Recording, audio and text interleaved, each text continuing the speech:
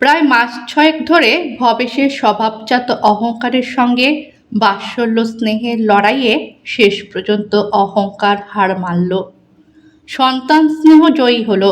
ক্ষত বিক্ষত অন্তরটা একবার স্নেহের দুলালির বাবা ডাক শোনার জন্যে ব্যাকুল হয়ে উঠল। মনটা কেঁদে উঠল। বেচারি ওই অজপাড়াকায় কেমন আছে কে জানে। সকাল সকাল গাড়ি নিয়ে বেরিয়ে পড়ল মেদিনীপুরের সেই অজ্ঞাত গ্রামের উদ্দেশ্যে।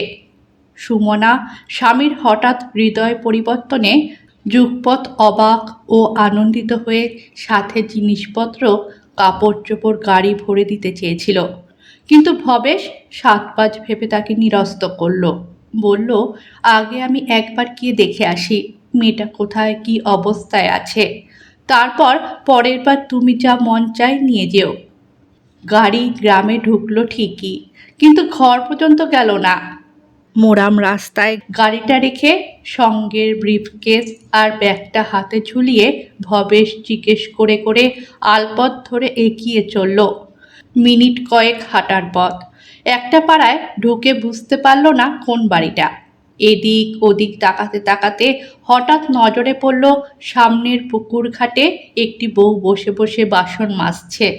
মাথায় অর্ধেক ঘোমটা টানা, একটা তাঁতের কাপড় কোমরে পেঁচিয়ে পড়া, অবিন্যস্ত মাথার চুল কানের দুদিকে ঝুলে পড়েছে, দু হাতে ছাই মাখা।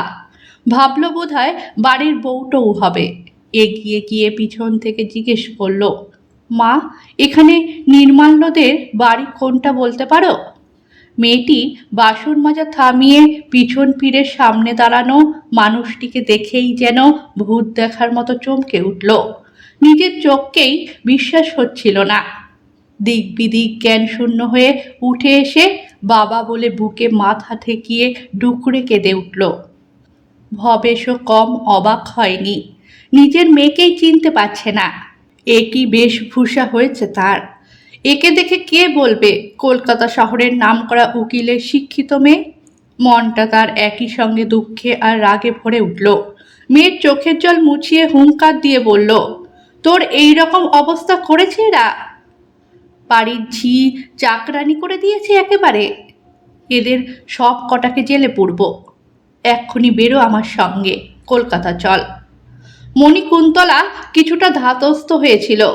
মৃদু হেসে বাবাকে বলল, কেউ আমাকে ঝি চাকরানি করেনি বাবা, আমি নিজেই ঘরের কাজ করি। এখন চলো তো দেখি, ভিতরে চলো।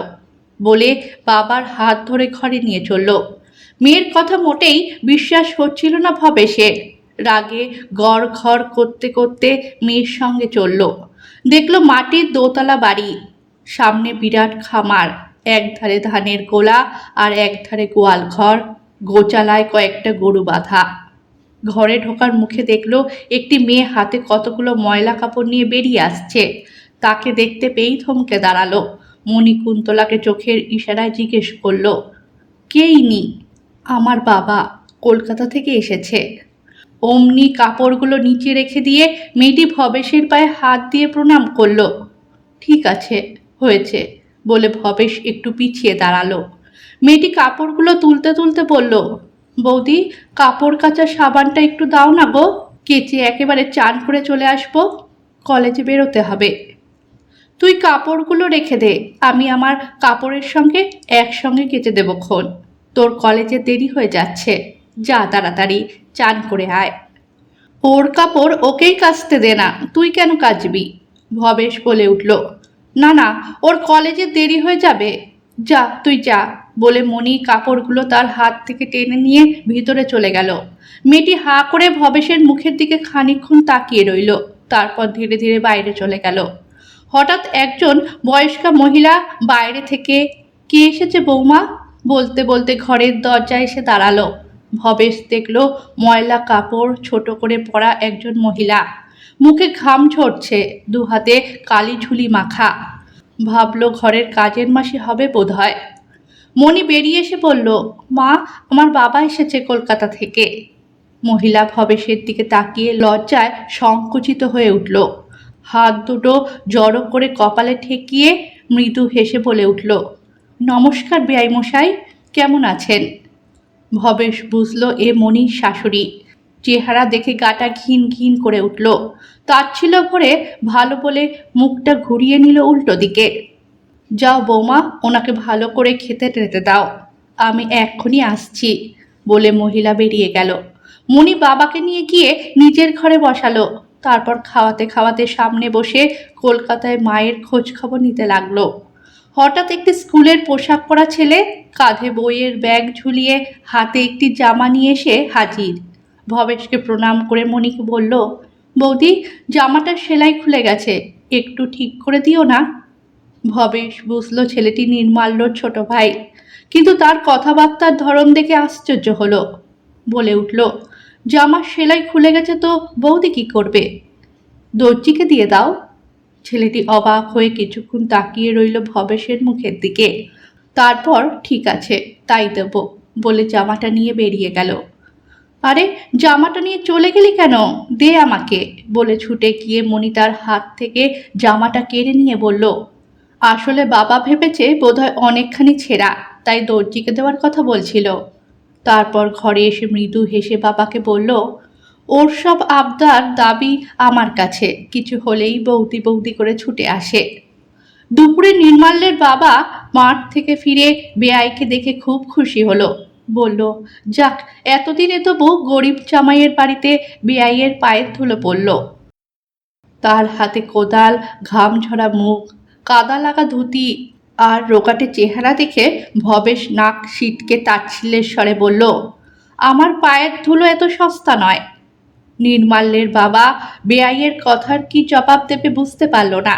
ভাবল, উনি শহরের বড় মানুষ আর তারা গ্রামের মুখ্য সূক্ষ্ম লোক। উনি যে দয়া করে এসেছেন এই অনেক। তাড়াতাড়ি করে গিয়ে বেয়াইয়ের জন্য পুকুরে মাছ ধরল। ঘরের গাইয়ের দুধ, গাছের ফলমূল, আনাজপাতি দিয়ে দুপুরে বেয়াইয়ের জন্যে যথাসাধ্য খাওয়ার বন্দোবস্ত করতে লাগলো। শুনেছে বৌমার বাবা বিরাট বড় লোক, কলকাতার হাইকোর্টের উকিল। আর কোথায় তারা, গ্রামের চাষাভুষো মানুষ। নিহাত ছেলেটা ভালো চাকরি করে, তারই দৌলতে এমন ঘরে কুটুম্বিতা হয়েছে। তাই চেষ্টা করতে লাগলো যাতে আতিথেয়তায় কোনো ত্রুটি না থাকে। দুপুরে খাওয়ার সময় মণি শ্বশুর মশাইকেও বাবার সঙ্গে খেতে বসতে বলল, কিন্তু সে রাজি হলো না। বলল, আগে বেয়াইয়ের খাওয়া হয়ে যাক, তারপর খাবো, তুমি ওনাকে ভালো করে খেতে দাও। খাওয়ার সময় নির্মাল্যের বাবা পাশে বসে বিনয় করে বলল, গরিবের বাড়িতে যা হোক দুটো নুন ভাতের জোগাড় হয়েছে, আপনার খেতে খুব কষ্ট হবে। ভবেশের গোড়া থেকেই এদের চেহারা আর ভাবসাব দেখে বিরক্তি হচ্ছিল, তার উপর অতি বিনয় দেখে গা জ্বলে গেল। মুখ না তুলেই উত্তর দিল, আর হয়তো কি করা যাবে, পড়েছি জবনের হাতে, খানা খেতে হবে সাথে। কথাটা মুনির কানে গিয়েছিল। বাবা বলে চোখ পাকিয়ে তাকাতেই ভবেশ চুপ করে গেল। কথাটা শুনে খারাপ লাগলেও নির্মাল্যের বাবা মুখে আর কিছু বলল না, চুপ করে বসে রইল। খাওয়ার পরে ভবেশ পাশের ঘরটায় গিয়ে বসে বিশ্রাম করতে লাগলো। খানিকক্ষণ পরে দরজা দিয়ে দেখতে পেল মণির শাশুড়ি এঁটো বাসনগুলো তুলছে। হঠাৎ মণি এসে তার হাত থেকে বাসনগুলো ছাড়িয়ে নিয়ে বলল, তোমার না হাতে ব্যথা মা? তুমি যাও, রান্নাঘরে খাবারগুলো গুছিয়ে রাখো, আমি বাসন ধুয়ে আনছি বলে বাসনগুলো নিয়ে ঘাটে চলে গেল। দেখে মনটা খারাপ হয়ে গেল ভবেশের। শুয়ে শুয়ে ভাবতে লাগলো, কেন মেয়েটা এভাবে নিজের পায়ে নিজে কুড়ুল মারল? কলকাতার আরাম ছেড়ে কেন মরতে এলো এই অজপাড়া গায়ে? বুঝতে পারলো না ছেলেটার মধ্যে কি এমন দেখেছে ও যার জন্যে এত কষ্ট সহ্য করছে। খানিকক্ষণ পরে মণি ঘরে এসে বাবার কাছে বসলো। দেখলো বাবা জেগে রয়েছে। বলল, অনেক দূর কষ্ট করে এসেছো, একটু ঘুমিয়ে নাও বাবা। মেয়েকে দেখে উঠে বসলো ভবেশ। জিজ্ঞেস করলো, হ্যাঁ রে, তুই কি ঘরের চাকরানি না কাজের ঝি? এক কারি এঁটো বাসন নিয়ে মাজতে গেলি কেন? না না, আমি মাজি না, আমার শাশুড়ি প্রতিদিন মাজে, কাল থেকে ওর হাতে ব্যথা বলে আমি একটু করছি। শাক দিয়ে আর মাছ ঢাকিস না মণি, তোকে কি করতে হয় না হয় আসার পর থেকে সব দেখতে পাচ্ছি। এমন করে বলো না বাবা, ওরা শুনতে পেলে খারাপ ভাববে, কাতর স্বরে বলল মণিকুন্তলা। শুনল তো বয়েই গেল, এই ভবেশ উকিল কাউকে ভয় করে কথা বলে না। আচ্ছা, নির্মাল্য কোথায়, কবে আসবে? ও তো এখন কলকাতায়, শুক্রবার সন্ধ্যায় আসবে। সে কি, সারা সপ্তাহ তুই একলা থাকিস কি করে? কেন? একলা কোথায়? ঘরে শ্বশুর শাশুড়ি দেবর ননদরা আছে, ওদের সঙ্গে ভালোই কেটে যায়। আরে, এখানে এভাবে পড়ে না থেকে তুই তো কলকাতায় গিয়ে নির্মাল্যর সঙ্গে থাকতে পারিস। না বাবা, সবেমাত্র বিয়ে হয়ে এসেছি, এসেই ওদের ছেড়ে ড্যাং ড্যাং করে কলকাতা চলে যাওয়াটা ভালো দেখায় না। এরা খুব কষ্ট পাবে। সত্যি বলতে কি, আমার শ্বশুর শাশুড়ি তো বারবার ছেলেকে বলে আমাকে কলকাতায় নিয়ে যেতে, কিন্তু আমি মানা করে দিয়েছি। বলেছি এখন কিছুদিন থাকি, তারপর দেখা যাবে। তুই একটা মাথা মোটা, কিচ্ছু বুঝিস না। আরে, তোর মতো একটা বিনা মাইনের কাজের লোক এরা পাবে কোথায়? কি যা তা বলছো বাবা? মোটেই তা নয়। এরা আমাকে সব সময় কাজ করতে মানা করে, কিন্তু ওরা কাজ করবে আর আমি বসে থাকবো, সেটা কি ভালো দেখায়? এরা এই কদিনে আমাকে এত আপন করে নিয়েছে যে আমাকে কলকাতার কথা ভুলিয়ে দিয়েছে। আর আমারও গ্রাম খুব ভালো লাগে, তাই ঠিক করেছি আর কিছুদিন এখানে থাকি, তারপর কলকাতায় যাবার কথা ভাববো। দেখ, আমাকে এইসব বোঝাতে আসিস না। ভবেশ রেগে উঠল। আমি লোক চড়িয়ে খাই, মানুষ হাঁ করলে তার মনের কথা বুঝতে পারি। তোকে দিয়ে এরা কি করাচ্ছে না করাচ্ছে সব দেখতে পাচ্ছি। তারপর তার মুখের দিয়ে চেয়ে করুণ স্বরে বলল, শহরের রাজপ্রাসাদ ছেড়ে এই গণ্ডগ্রামে এসে তোর সোনার বরণ যে একেবারে কালি হয়ে গেছে মা। এই জন্যে তোকে বারবার মানা করেছিলাম, কিন্তু আমাদের কথা তো শুনলি না। সব ছেড়ে চলে এলি ঝোঁকের মাথায়।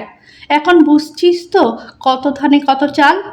মণি বাবার মুখে হাত চাপা দিয়ে বলে উঠল, এরকম উল্টো পাল্টা কথা বলো না বাবা, এরা শুনতে পাবে, দুঃখ পাবে। শুনুক গে, আমার কাকে ভয়?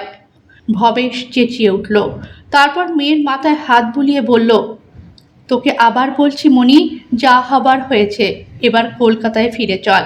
কিসের জন্য এত কষ্ট সহ্য করে এই গণ্ডগ্রামে পড়ে থাকবি? আমার এত টাকা পয়সা ঘর বাড়ি সব কার জন্যে? সবই তো তোদের জন্যে করা।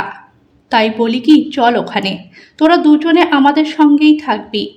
হঠাৎ কারোর কথায় মণি চমকে উঠল। দেখল দরজার ওপারে দাঁড়িয়ে তার শ্বশুর শাশুড়ি। শাশুড়ি বলছে, সেটাই ভালো হবে বৌমা, তুমি তোমার বাবার সঙ্গে কলকাতা চলে যাও। নিমুকে বলবো সেও তোমার কাছে চলে যাবে। শ্বশুরও বলল, হ্যাঁ বৌমা, বুঝতে পারছি এখানে তোমার খুব কষ্ট হচ্ছে। তোমার মতো মেয়ের সত্যি এটা উপযুক্ত জায়গা নয়, তুমি চলে যাও। বলে দুজনেই সরে গেল। মনির তো কিং কর্তব্য বিমূঢ় অবস্থা, কাকে কি বলবে ভেবে পেল না। যা ভয় করেছিল তাই হলো। বাবার কথাগুলো শ্বশুর শাশুড়ির কানে গেছে, শুনে তারা খুব দুঃখ পেয়েছে। খুব রাগ হলো বাবার উপরে। বাবা এসে এটা কি করলো? তার ভালো চাইতে গিয়ে শেষে তার খারাপ করে বসলো। যে মানুষগুলো এক কাপড়ে পিতামাতা পরিত্যক্ত বাড়ি ছেড়ে আসা মেয়েটাকে সন্তান স্নেহে বুকে টেনে নিয়েছে, আদর ভালোবাসা দিয়ে সব দুঃখ বেদনা ভুলিয়ে দিয়েছে, তাদের কাছ থেকে তাকে দূরে সরিয়ে দিল। এতদিন পরে বাবাকে দেখতে পাওয়ার আনন্দ মুহূর্তে ম্লান হয়ে গেল মণিকুন্তলার। বাবার প্রতি মনটা বিক্ষুব্ধ হয়ে উঠল, ভরে গেল অভিমানে। উঠে দাঁড়িয়ে আহত সর্পিনীর মতো তীক্ষ্ণ স্বরে বলে উঠল, আমার অনেক ভালো করেছো বাবা, আর ভালো করার চেষ্টা করো না। তুমি আর কখনো এখানে এসো না। বলে দু চোখ মুছতে মুছতে ছুটে বেরিয়ে গেল। মেয়ের কথা শুনে স্তম্ভিত হয়ে গেল ভবেশ। মনটা খুব খারাপ হয়ে গেল। জীবনে অনেক ধরনের মক্কেল সামলেছে, অনেক শক্ত কেস জিতেছে, কিন্তু আজ নিজের মেয়ের কাছেই হেরে গেল। তাকেই ঠিক মতো বুঝতে পারল না। উপায়ন্তর না দেখে উঠে ভবেশ উকিল গুটি গুটি পায়ে হাঁটা দিল গাড়ির দিকে।